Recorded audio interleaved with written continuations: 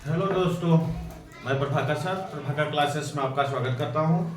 आज मैं हिंदी के रस अलंकार अवसंध ये सब लेकर आए हैं, क्योंकि पेपर नज़दीक आप लोग का आ रहा है। तो हिंदी के ग्रामर आप लोग को कंप्लीट होना चाहिए। तो प्रभाकर क्लासेस में आपका स्वागत होते हुए अपने कामों को आप लोग बंद करते हुए अध्याय के आधार पर आ जाइए। बच्चे लोग यहाँ जगह आपका जो भी पढ़ाया जाएगा, हर एक चीज टॉपिक वाइज पढ़ाया जाएगा जो एग्जाम में आपके क्लियर हो।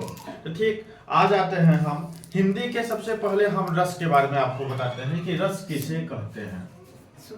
इसके बारे में रस के बारे में कहेंगे कि रस किसे कहते हैं। तो हिंदी में आप लोग जानते हैं कि रस किसे कहा जाता है। जैसे कविता, कहानी, उपन्यास आदि को देखकर, ए बच्चे मना किया ना, कविता, कहानी, उपन्यास आदि को पढ़ने या सुनने से जो नाटक सुनने से या नाटक को देखने से जो मन में आनंद की अनुभूति होती है उसे ही रस कहा जाता है। कोई भी कविता हम पढ़ें, कहानी सुने या नाटक देखें तो मन में कोई आनंद का अनुभूति आता है, तो उसी को रस कहा जाता है।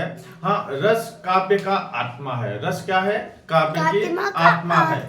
आचार्य विश्वनाथ ने साहित्य दर्पण में काव्य की परिभाषा देते हुए लिखा है कि वाक्यम रसात्मक काव्यम, अर्थात जो रस है वह काव्य का आत्मा है। तो इसके बारे में हम आगे जानते हुए कहेंगे रसों के आधार भाव क्या है। इसके बारे में भाव के मन के विकार को कहते हैं। रस का आधार क्या होता है? रस का आधार भाव होता है, और भाव क्या है? मन के विकार होते हैं। रस का आधार क्या है? भाव है, और भाव क्या होता है? मन के विकार होते हैं। मन में जो विकार उत्पन्न होता है, जो हम सोचते हैं वो होते हैं ये। अब ये रस जो होते हैं कि मन, इसके आधार पे हम क्या कह सकते हैं कि कौन से भाव को बना सकते हैं। तो ये दो प्रकार के होते हैं, अस्थाई भाव और संचारी भाव। रस कितने प्रकार के होते हैं? दो प्रकार के हम कह सकते हैं। हाँ, रसों के आधार पे भाव, जैसे रसों का आधार क्या है? भाव है, और भाव के मन के विकार को कहते हैं। भाव क्या कहते हैं? किसे? मन के विकार को कहते हैं। अब ये दो प्रकार के होते हैं। ये कुल कितने प्रकार के होते हैं? दो प्रकार के होते हैं, अस्थाई भाव और संचारी भाव। तो आज हम आते हैं, यही से हम चालू करते हैं अस्थाई भाव से। तो आगे आप लोग जान लीजिए कि रस किसे कहते हैं। रस किसे कहते हैं आप लोग को पता हो गया होगा कि रस किसे कहते हैं। कविता, कहानी, उपन्यास आदि को पढ़ने या सुनने से एवं नाटक को देखने से जो मन में विकार उत्पन्न होता है उसी को हम क्या कहते हैं? या मन में जो अनुभूति होता है, विकार को अनुभूति कहते हैं ना। जैसे कहते हैं हंसता इसी को देख, तो वो चीज क्या है? उसे ही रस कहा जाता है। तो रसों का आधार क्या है? आपको पता चल गया, रसों का आधार भाव है, और भाव मन के विकारों से उत्पन्न होता है। तो इन दोनों के आधार पर रस दो प्रकार के होते हैं, माने कह सकते हैं ये दो प्रकार के होते हैं, अस्थाई भाव और संचारी भाव। यही काव्य के अंग कहलाते हैं। तो काव्य के अंग कौन कौन है ये भी हम देख लेते हैं। काव्य के अंग, काव्य के अंग को हम कह सकते हैं, काव्य के अंग दो होते हैं, अस्थाई भाव और संचारी भाव। क्या कह सकते हैं? अस्थाई भाव, ये पहला हो गया। दूसरा हो गया संचारी भाव। दूसरा क्या हो गया? संचारी भाव या विभाव कह सकते हैं। अस्थाई भाव और संचारी भाव। तो ये चीज अब आप लोग को समझ में आ गया होगा कि संचारी भाव यही काव्य के अंग भी कहलाते हैं। तो काव्य के अंग कौन कौन है? अस्थाई भाव और संचारी भाव। तो अस्थाई भाव किसे कहते हैं इसके बारे में आ जाते हैं। अस्थाई भाव के बारे में, अस्थाई भाव के बारे में आते हैं। तो अस्थाई भाव जो होता है रस हम कह सकते हैं रस के रूप में, हाँ, रूप में जो पुष्ट करता है परिणन होने वाले तथा संपूर्ण प्रसंग में व्याप्त। संपूर्ण प्रसंग में जो व्याप्त होता है, हम कह सकते हैं जितना भी प्रसंग होता है तो इन प्रसंग में जो व्याप्त होता है या रहने वाला होता है भाव को अस्थाई भाव कहते हैं। जितना भी हम प्रसंग बोलते हैं, जो भी हम कहते हैं, इन प्रसंगों में जो व्याप्त होता है उसी को हम क्या कहते हैं? अस्थाई भाव कहते हैं। अस्थाई भाव 9 प्रकार के माने जाते हैं। अस्थाई भाव कुल कितने प्रकार के होते हैं? 9 प्रकार के होते हैं। इसी को आप रस का कई प्रकार मानते हो, लेकिन आगे हम देखते हैं अस्थाई भाव कुल कितने प्रकार के होते हैं। तो अस्थाई भाव कुल 9 प्रकार के माने जाते हैं। कौन कौन होते हैं इसके बारे में जानकारी देते हैं। पहला है रति। हाँ, अस्थाई भाव हम यहाँ सीखते हैं। अस्थाई भाव किसे कहते हैं आपको पता चला कि नहीं? तो रस रूप में पुष्ट या परिगत, रस रूप में यहाँ हम लिख सकते हैं, ये देखिए नहीं चल रहा है,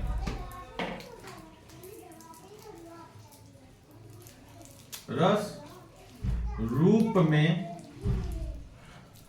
पुष्ट या परिगत। आपको याद करना होगा, ये हमारे साथ यहाँ बोलते जाइए, रस रूप में पुष्ट या परिगत होने वाला तथा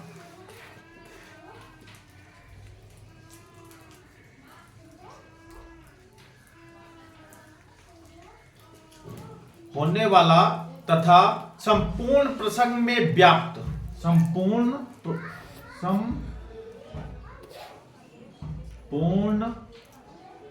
प्रसंग में व्याप्त। संपूर्ण प्रसंग में व्याप्त। अब क्या है, अब फिर से ये देख लेते हैं। रस में हम क्या कहे? रस रूप में पुष्ट या परिगत होने वाला तथा संपूर्ण प्रसंग में व्याप्त। इसको एक बार फिर से हमारे साथ बोल सकते हैं। रस रूप में पुष्ट या परिगत होने वाला तथा संपूर्ण प्रसंग में व्याप्त रहने वाला भाव क्या कहलाता है? अस्थाई भाव कहलाता है। व्याप्त रहने वाला भाव अस्थाई भाव कहलाता है।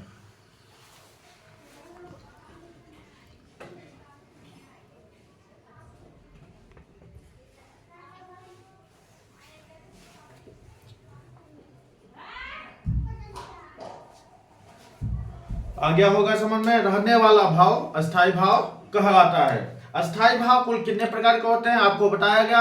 अस्थाई भाव कुल 9 प्रकार के माने जाते हैं। तो अस्थाई भाव के प्रकार हम यहां लिख सकते हैं। अस्थाई भाव के प्रकार, अस्थाई भाव के प्रकार या प्रकार लिख सकते हैं ना। अस्थाई भाव के प्रकार। तो अस्थाई भाव 9 प्रकार के होते हैं, यहां लिख सकते हैं। अस्थाई भाव 9 प्रकार के होते हैं। 9 प्रकार के होते हैं।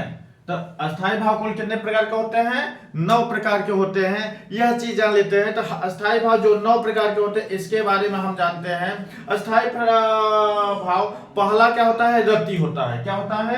रति।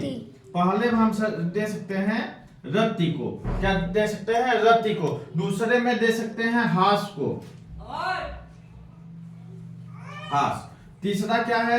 आपको हर एक चीज याद करना होगा। तीसरा है शोक।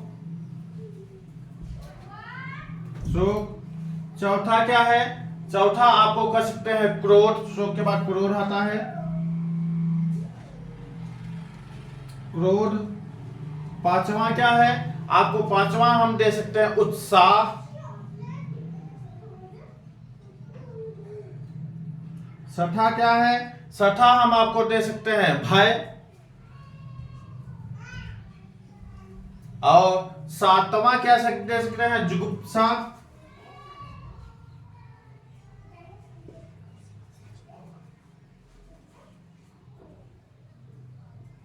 जुगुप्सा। आठवां क्या दे सकते हैं? बताइए जल्दी जल्दी। आठवां दे सकते हैं क्या? विस्मय।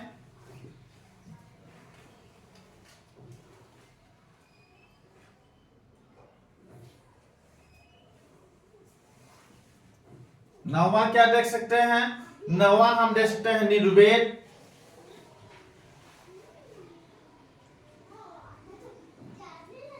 निर्वेद, और 10वां क्या दे सकते हैं, वात्सल्य।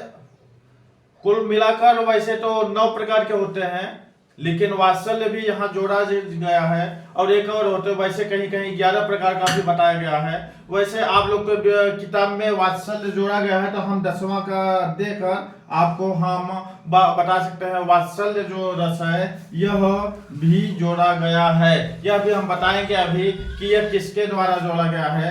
हाँ,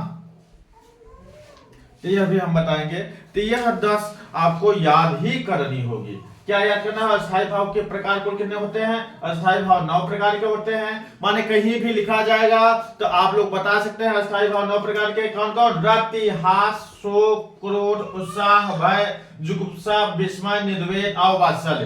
तो हम ये देखते हैं कि रति किसे कहा जाता है। सबसे पहले इसके बारे में देखते हैं। तो रति जो है स्त्री पुरुष के परस्पर प्रेम भाव को रति कहा जाता है।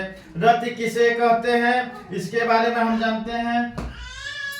तो रति, यहाँ हम रति हेडिंग डाल सकते हैं। तो आप लोग जानते रहिए स्त्री पुरुष, स्त्री पुरुष, स्त्री पुरुष हम तथा लगा सकते हैं। यहाँ हम वो दिए हैं तो हम लिख सकते हैं स्त्री पुरुष के परस्पर। यहाँ ये देख सकते हैं स्त्री पुरुष, ये सही है।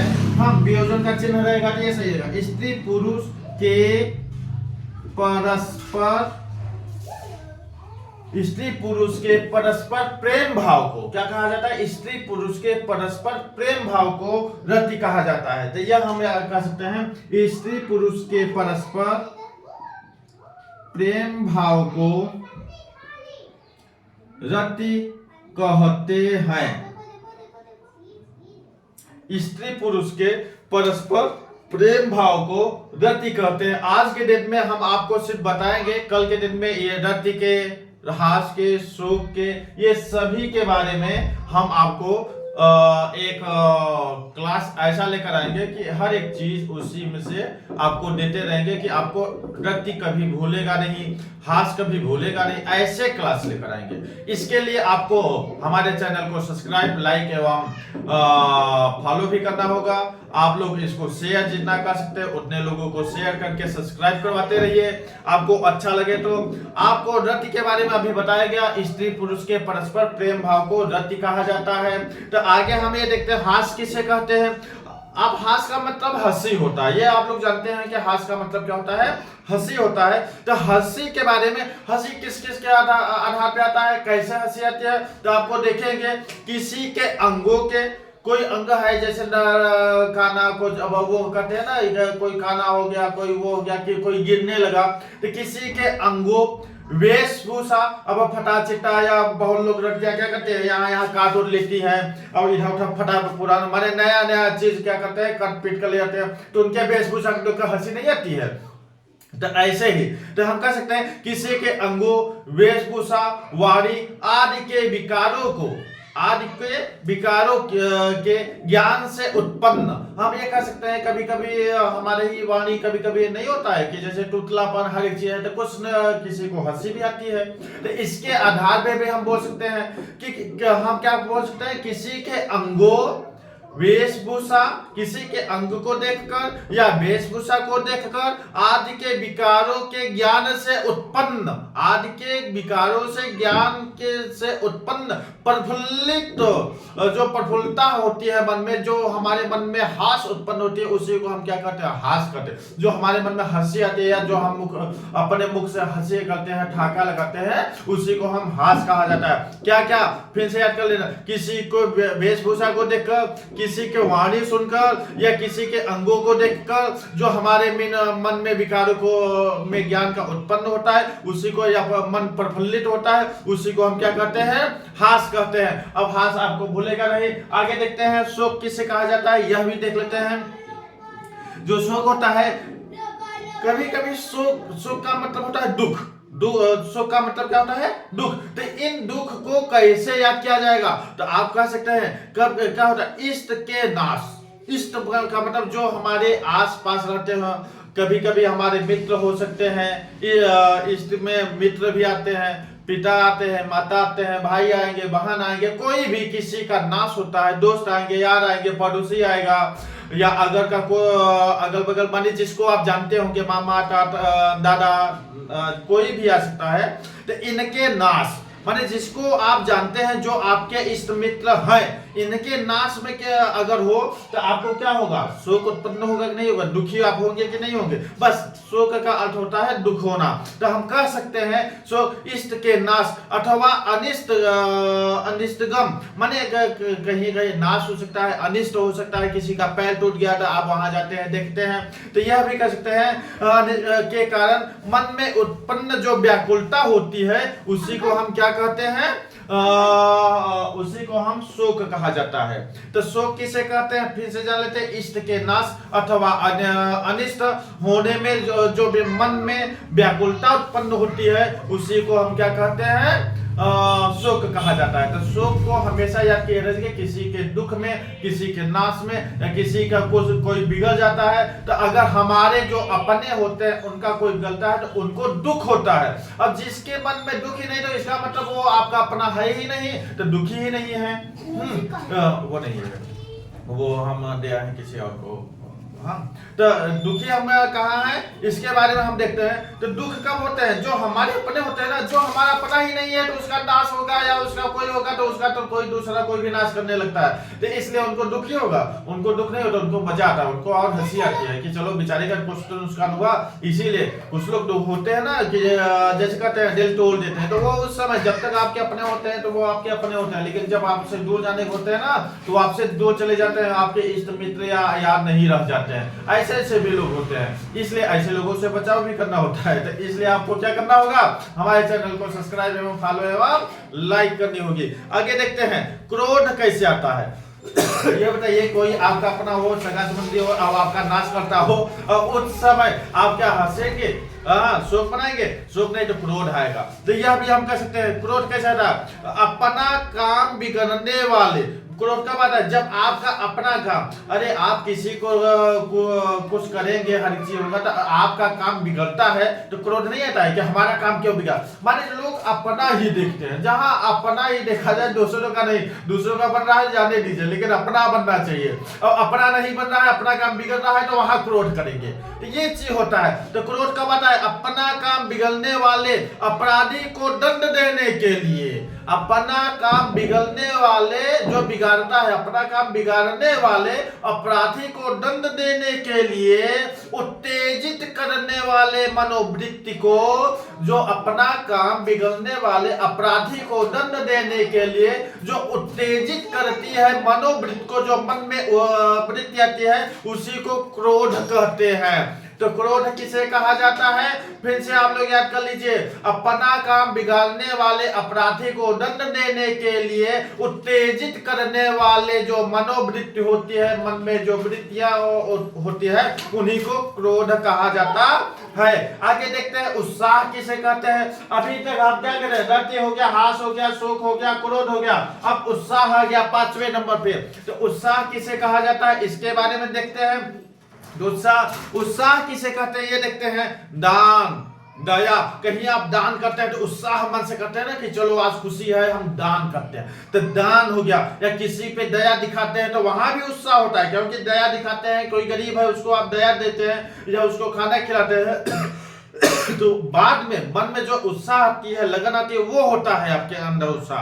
हाँ, तो दान, दया, वीरता आदि के प्रसंग से जो उत्तेजना उत्पन्न हो, दान से, दया से, वीरता से जो मन में उत्तेजना, प्रसंग से हम कह सकते हैं उत्तेजना उत्पन्न होती है, उसे हम होने वाली मनोवृत्ति को क्या कहा जाएगा, उत्साह कहा जाएगा। जो हम ये कह सकते हैं कि दान, दया, फिर से याद कर दे, बार बार हम दोहरा रहे हैं, दान, दया, वीरता आदि के मन में जो मनोवृत्तियां होती हैं, इन्हीं को जो हम कहते हैं ना कि हम उत्साह कर रहे हैं। माने कभी कभी आप ये देखेंगे वीरता, जहां वीरता कहा जाए, आप उसमें सबसे आगे रहे, आगे रहे, या कहीं को देखकर, किसी को देखकर आपको ये लगता है कि हम नहीं, ये चीज है, मोटिवेशन का वीडियो देखते हैं आप, तो उसमें आपको एक उत्साह से नहीं, आज से हमको पढ़ना जरूरी है, क्योंकि पढ़ने से आपको कामयाबी के राह पे आप आगे निकलते रहेंगे, कामयाबी में आपको आगे निकलने के लिए मात्र एक काम करना है, मात्र पढ़ाई करना। आज आप लगन से पढ़ाई कर लेते हैं, आज आप मेहनत कर लेते हैं, तो कल के दिन में आपको गठरी नहीं ढोनी पड़ेगी, कल के दिन में आपको मात्र एक पेन चलाना होगा। तो आज के कामयाबी होने के लिए, अपने आप को मजबूत बनाने के लिए पढ़ाई करना जरूरी है। आज से लग जाइए। क्यों? प्रभाकर क्लासेस को फॉलो कीजिए और सब्सक्राइब कीजिए। आगे देखते हैं, तो उत्साह किसे कहते हैं? दान, दया, भेद्यता आदि के प्रसंग में उत्तेजित जो उक्त होते हैं, होने वाली होती है, उसी के जो मन में विकार आता है उसे हम क्या कहते हैं? उत्साह कहते हैं। ठीक, अब आ जाते हैं भय में। उत्साह के बाद भय आता है। तो भय कब आता है? जब आपके पास कुछ बन जाता है तो क्या होती है, चोरी करने के लिए जैसे पैसा ज्यादा रखे रहो तो उस समय भय होता है ना कि हमारा कहीं कोई चोरी न कर ले। तो यही चीज होता है। जैसे प्रबल अनिष्ट करने में समर्थ, जो प्रबल आपका अपना मित्र जब आपका दुश्मन बन जाता है और उस समय आपसे उससे दुश्मनी कर लेते हैं, तब उस समय जो अनिष्ट होता है उससे भय होता है। क्यों? क्योंकि वो आपके बारे में जानता रहता है। तो इसलिए हम कह सकते हैं प्रबल अनिष्ट करने में समर्थ, विषयों को देखकर मन में जो व्याकुलता उत्पन्न होती है। फिर से याद कर लीजिए, प्रबल अनिष्ट करने में समर्थ, प्रबल अनिष्ट करने में समर्थ, विषयों को देखकर मन में जो व्याकुलता उत्पन्न होती है उसी को भय कहा जाता है। भय किसे कहते हैं? फिर से याद कर लीजिए, प्रबल अनिष्ट, प्रबल अनिष्ट करने में समर्थ, विषयों को देखकर मन में जो व्याकुलता उत्पन्न होती है उसे क्या कहते हैं? भय कहते हैं। याद आया ना? आगे देखते हैं, जुगुप्सा किसे कहते हैं? जुगुप्सा जुगुप्सा किसे कहते हैं यह भी जान ले। जुगुप्सा बहुत ही इजी शब्द है। यदि आप कहते हैं जहां गंदगी होती है तो वहां उससे घृणा करते हैं। जब जिस व्यक्ति से आपको घृणा आ जाए उसके तरफ आप कभी जिंदगी भी नहीं देख सकते हैं। ऐसे लोग भी होते हैं आपके जीवन में भी, कभी कभी ऐसे लोग होते हैं जब जुड़े होते हैं लेकिन वो लोग इतने घिनौने काम करते हैं कि उनको देखकर घृणा आने लगती है। ऐसे लोगों से आप क्या कहते हैं? घृणा करने लगते हैं। तो घृणा यही है, उसी को हिंदी में क्या कहा जाता है? जुगुप्सा कहा जाता है। जैसे घृणा उत्पन्न करने वाले वस्तुओं को देखकर, घृणा उत्पन्न करने वाले वस्तुओं को देखकर उससे संबंध न रखने के लिए, घृणा करने वाले उत्पन्न वस्तुओं को देखकर उससे संबंध न रखने के लिए बाध्य करने वाली, जो बाध्य करने वाली मनोवृत्ति को क्या कहा जाता है? जुगुप्सा कहा जाता है। याद कर लीजिए फिर से, घृणा उत्पन्न करने वाले वस्तुओं को देखकर, घृणा उत्पन्न करने वाले जो भी वस्तु है, कोई भी वस्तु हो सकता है, आदमी भी वस्तु होता है, लड़की भी वस्तु होता है, काफी किताब को माने कुछ भी कह सकते हैं ना। जैसे सुअर वुअर होता है, लोट उठ के आता है तो उसको भी हम कह सकते हैं घृणा करते हैं। और या कभी गंदगी लगा के आप चले आए तो उससे कहते हैं ठीक क्या है। तो वही चीज यहाँ है, घृणा उत्पन्न करने वाले वस्तुओं को देखकर उससे संबंध न रखने के लिए बाध्य करने वाले मनोवृत्ति को क्या कहा जाता है? बताइए, जुगुप्सा कहा जाता है। अब आ जाते हैं विस्मय के। विस्मय के बारे में आपको पता होता है, किसी असाधारण व अलौकिक, किसी असाधारण और अलौकिक। फिर से याद कर लीजिए, किसी असाधारण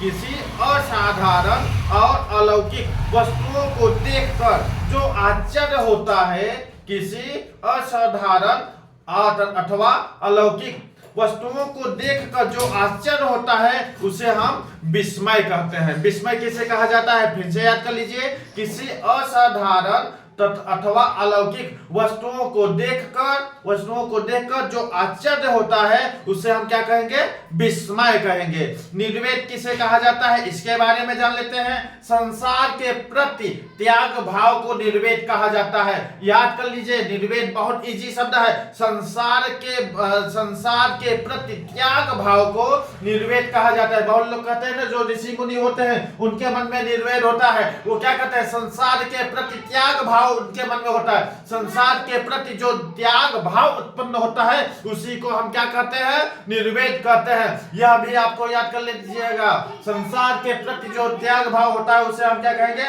निर्वेद कहते हैं। वात्सल्य किसे कहते हैं? अभी अभी बताया गया 10वें नंबर पे वात्सल्य है। हाँ, पुत्रादि के प्रति जो सहज स्नेह भाव उत्पन्न होता है, माता जो अपने पुत्र से स्नेह करती है उसी को हम क्या कहते हैं, वात्सल्य कहते हैं। माता अपने बेटे को या बेटी को जो प्रेम देती है या देते वो करते हैं प्रेम भाव करते हैं, तो माँ का ममता जो होता है वो वात्सल्यमय होता है। इसलिए कह सकते हैं माता अपने पुत्र को जो वात्सल्य प्रेम भाव सहज स्नेह भाव करती है उसे हम क्या कहते हैं, वात्सल्य कहते हैं। तो आपको आज के समय ये पता चल गया होगा कि अस्थाई भाव के बारे में, रस के बारे में, काव्य के अंग के बारे में। काव्य के अंग में अभी हम आपको क्या बताए हैं, काव्य के अंग में अभी हम अस्थाई भाव के बारे में चर्चा कर रहे हैं। तो अस्थाई भाव की चर्चा करते हुए आगे हम आपके इतना ये जो है वो कल के वीडियो में हम लेकर आएंगे। तो इसके लिए आपको हमारे चैनल को सब्सक्राइब एवं लाइक एवं शेयर जरूर कीजिए। आगे देखते हैं, फिर से इसको हम एक बार दोबारा रिपीट कर देते हैं जिससे आपको याद होता रहेगा। और जल्दी में कविता कहानी उपन्यास आदि को पढ़ने या सुनने से जो हमारे मन में विकार उत्पन्न होता है, आनंद की अनुभूति होती है, उसे हम क्या कहते हैं, रस कहते हैं। जल्दी जल्दी कहिए काव्य के अंग के बारे में। तो अस्थाई भाव और काव्य के अंग दो होते हैं, अस्थाई भाव और संचारी भाव। अस्थाई भाव क्या होते हैं, अस्थाई भाव किसे कहते हैं, आपको बताया गया है। रस के रूप में पुष्ट अथवा परिकट होने वाले तथा संपूर्ण प्रसंग, या देखिए रस के रूप में पुष्ट अथवा परिकट होने वाला तथा संपूर्ण प्रसंग में व्याप्त रहने वाला भाव अस्थाई भाव कहलाता है। अस्थाई भाव कुल कितने प्रकार के होते हैं, अस्थाई भाव कुल 9 प्रकार के होते हैं। कौन कौन अस्थाई भाव 9 प्रकार के होते हैं, रति, हास, शोक, क्रोध, उत्साह, भय, जुगुप्सा, विस्मय, निर्वेद, वात्सल्य। हाँ, तो अब रति किसे कहते हैं, स्त्री पुरुष के परस्पर प्रेम भाव को रति कहा जाता है। हास किसे कहते हैं, किसी के अंगों, वेश, विभूषा, वाणी आदि के विकारों से उत्पन्न प्रफुल्लित मन को हास कहा जाता है। शोक किसे कहते हैं, इष्ट के नाश अथवा अनिष्ट होने के कारण जो मन में व्याकुलता उत्पन्न होती है उसे हम शोक कहते हैं। क्रोध किसे कहते हैं, अपना मन बिगाड़ने वाले अपराधी को, जो आपका अपना मन जो आपका काम बिगाड़ने वाले अपराधी को जो आप दंड देते हैं उससे उत्तेजित मन को हम क्या कहते हैं, क्रोध कहा जाता है। उत्साह किसे कहते हैं, दान, दया, वीरता आदि के प्रसंग में जो हम मन में होने वाली मनोवृत्तियां होती है उससे हम क्या कह सकते हैं, उत्साह कह सकते हैं। भय किसे कहा जाता है, प्रबल अनिष्ट करने वाले समर्थ विषयों को देखकर, जो भी जितनी भी विषय है प्रबल अनिष्ट हो रही है, बेकार काम हो रहा है, उसको देखकर आपके मन में जो भय की व्याकुलता होती है उसे हम भय कह सकते हैं। जुगुप्सा किसे कहते हैं, तो घृणा करने वाले वस्तुओं को देखकर, जो जिससे हमसे घृणा होती है, घृणा करने वाले वस्तुओं को देखकर जो मन में व्याप्त प्रसंग होता है उसे हम क्या कहते हैं, जुगुप्सा कहते हैं। विस्मय किसे कहते हैं, किसी असाधारण व अलौकिक, किसी असाधारण और अलौकिक को देखकर आश्चर्य का भाव होता है उसे हम विस्मय कहते हैं। निर्वेद किसे कहते हैं, संसार के प्रति त्याग भाव को निर्वेद कहा जाता है। अब क्या कहते हैं, वात्सल्य किसे कहते हैं, तो हम कहते हैं पुत्रादि के प्रति सहज प्रेम भाव को हम वात्सल्य कहा जाता है। तो हमारे चैनल को सब्सक्राइब एवं लाइक जरूर करते रहिए। काम वो कर कि पश्चिम मार्ग में तुम्हें याद करें और चाल वो चल कि जमाने में तेरा नाम रहे। हमारे पिताजी कहते हैं कि आपको ऐसा काम करना चाहिए कि जमाने में नाम होना चाहिए और आपका नाम ऐसा रोशन हो कि जमाना आपको याद करे। इस शिक्षा आज इतना ही। ठीक, धन्यवाद।